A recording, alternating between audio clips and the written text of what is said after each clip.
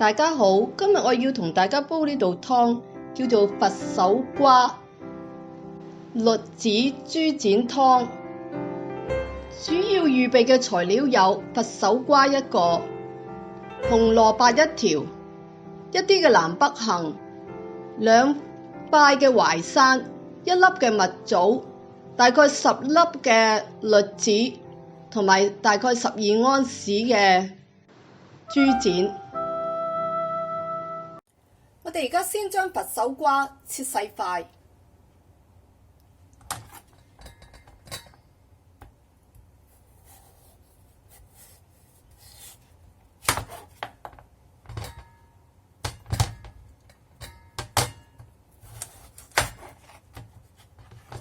將中心嗰度切咗佢先。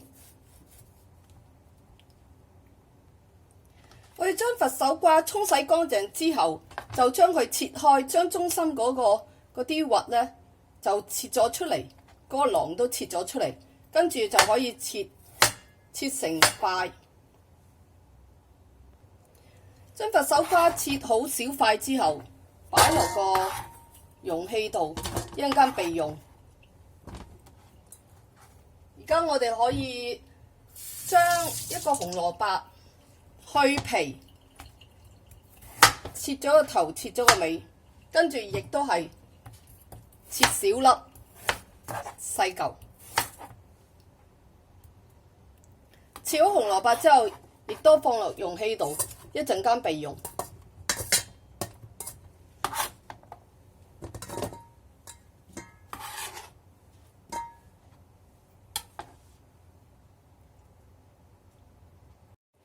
而家再預備一嚿薑，將薑去皮，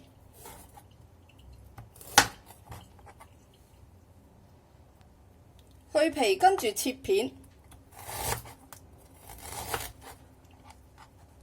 一陣間一齊落去煲。我哋預備晒所有嘅材料之後，就可以開始烹調啦。我哋先將已經浸好嘅淮山、蜜棗、南北杏放入水裏邊，再加埋3片嘅薑片，先將水煲滾。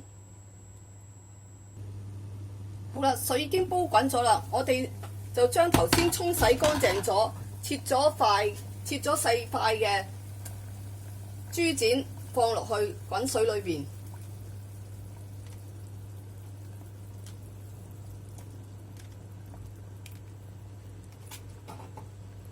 跟住加多啲水，我哋而家再將栗子沖洗乾淨之後，先放落去，放咗落去之後，再落埋啲紅蘿蔔，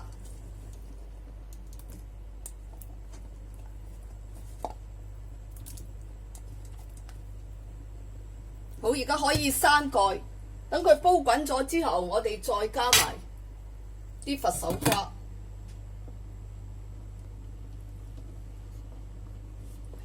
好啦，已經水滾啦，我哋將佛手瓜都放埋落去。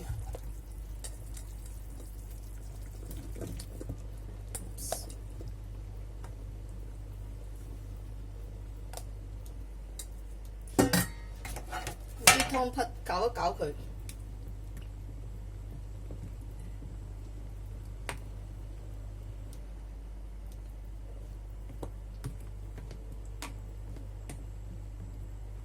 如果唔夠水嘅話，我哋可以再加多少少水，加到佢差唔多90成滿，跟住冚蓋，等佢煲滾之後，用大火煲滾佢之後，就轉中小火，再煲佢1到1個半鐘頭，咁我哋再返嚟睇下。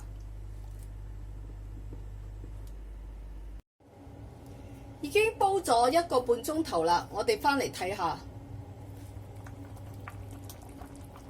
已經全部煲好晒啦，我哋而家只需要加少少嘅調味料就可以完成呢道湯啦。先加半茶匙嘅雞精粉，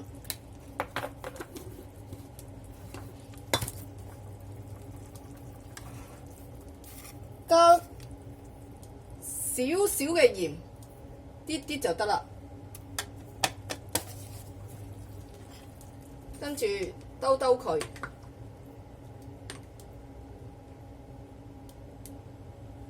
好啦，可以匹上嚟啦。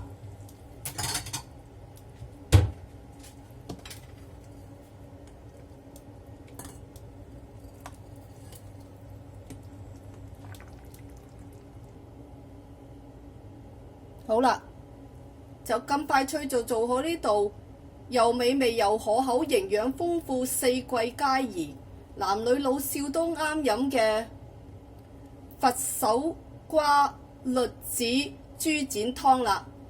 大家都快啲去試下啦，煲俾你嘅屋企人飲，好有營養㗎，而且仲好好味添。多謝大家收睇，下條片再見啦！